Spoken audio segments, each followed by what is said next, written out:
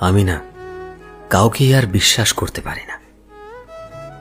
আসলে বিশ্বাস ভেঙে যাওয়ার ব্যাপারটা এতটা সহজে শেষ হয়ে যায়নি। আসলে মানুষ, আমার অনুভূতি, আমার বিশ্বাস, এগুলো এতভাবে ভেঙেছে যে আমি আর কাউকেই বিশ্বাস করতে পারি না।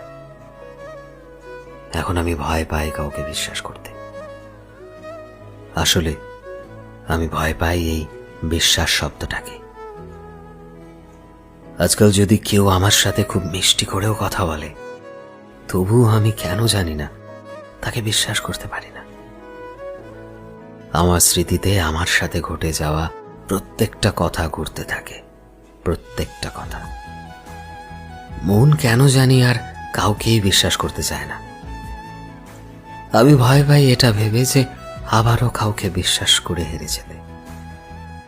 আসলে সত্যি বলতে, মানুষ কোনোদিনই সত্যিটা জানতে চায় না। তুমি কেমন সিচুয়েশনে আছো, তুমি ভালো আছো নাকি ভালো থাকার অভিনয় করছো। আজকাল মানুষ শুধুই নিজের স্বার্থ দেখে, আর কিছু না।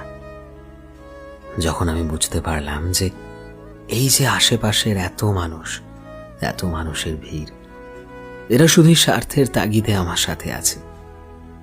কেউ আমার দুঃখ, কষ্ট কিংবা সুখ দেখতে আসে না। তাই আমিও ধীরে ধীরে মানুষের থেকে দূরত্ব বানাতে শুরু করেছি। একা থাকতে শিখে নিচ্ছি। সত্যি বলতে, এখন একটু হলেও ভালো আছি, নিজের কষ্ট, নিজের সুখ, নিজের একাকিত্ব নিয়ে। আর আমি এখন কাউকেই বিশ্বাস করতে পারি না, কাউকেই না।